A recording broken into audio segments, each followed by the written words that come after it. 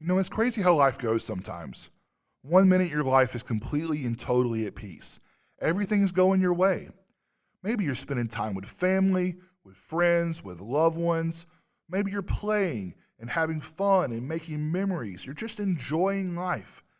Maybe it feels like your life is finally back on track. You're heading in the right direction, and nothing is going to slow you down, and nothing is going to stop you. And then you get the phone call. You hear the knock at the door. You receive the news that someone you love dearly, has passed away. Now, sometimes this is someone that has lived a long and wonderful life. But sometimes it is someone that is so very young and is so unexpected. Sometimes it's an emergency, something that has gone wrong, a terrible accident. Sometimes it's a diagnosis, something that no one ever wants to hear. But no matter the circumstances, no matter if they're old, they're young, or somewhere in between, no matter who they are or what has happened, our loved one has now passed away. And when this happens, it leaves us with so much grief, so much pain. In the days, weeks, and sometimes even months following the death of a loved one, we experience things like visitations, funerals, memorials, things that are designed to help us grieve. And sometimes they do help. But sometimes it just leaves us with more questions, leaves us with more pain. Because after the visitation and the funeral and the memorials and all of those things, our grief is still with us. Because grief is a process. And it's a process that we can either handle in a healthy way, or it's something that might even begin to cripple us. Grief is something that is so very painful, and people do experience it in so many different ways.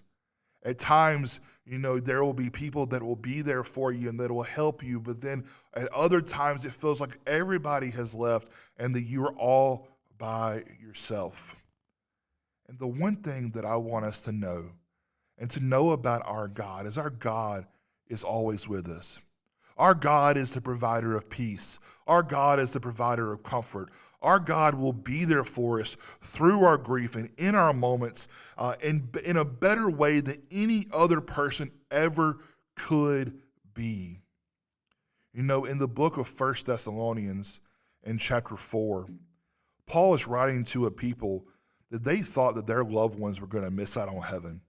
Their loved ones were dead, their loved ones were gone, and they thought their loved ones were not going to experience the joys of heaven. Can you imagine how much grief and how much pain that would have caused? And yet Paul writes to them in 1 Thessalonians 4, starting in verse 13, says, "But I do not want you to be ignorant, brethren, concerning those who have fallen asleep, lest you sorrow as others who have no hope. For if we believe that Jesus died and rose again, even so God will bring with him those who sleep in Jesus." Do we realize that by having God in our life and by being obedient to him, that we can have hope? And then when things like grief and pain and loss come into our life, that we can be better prepared to handle those things than those who have no hope? Because when God comes back, those that are dead, those that have gone on, that if they are faithful too, they get to rise up to meet the Lord in the air, and that we get to join them in that great resurrection.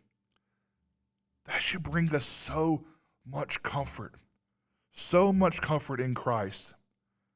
Paul continues writing in verse 15, and he says, "For this we say to you by the word of the Lord, that we who are alive and remain until the coming of the Lord will by no means precede those who are asleep. For the Lord himself will descend from heaven with a shout, with the voice of an archangel, with the trumpet of God, and the dead in Christ will rise first." That should bring us hope. The hope to one day see our loved ones again.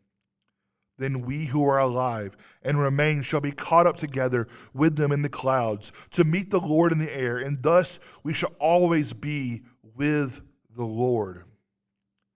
Therefore, comfort one another with these words.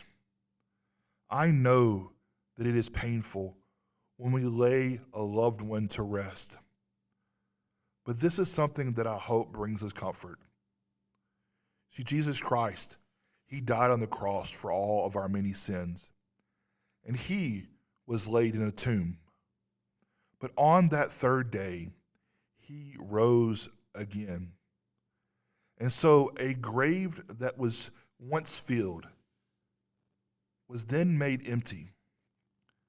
And because of that great resurrection of Jesus Christ, we too have the opportunity, and our loved ones, that even though that we or our loved ones may die in this life, we can be resurrected to meet the Lord in the air, spending a lifetime, an eternity rather, in heaven with him.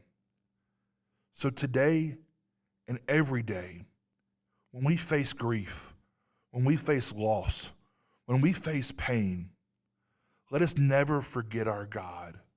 Let us never forget the resurrection of Jesus Christ, and let us live lives that are faithful before him.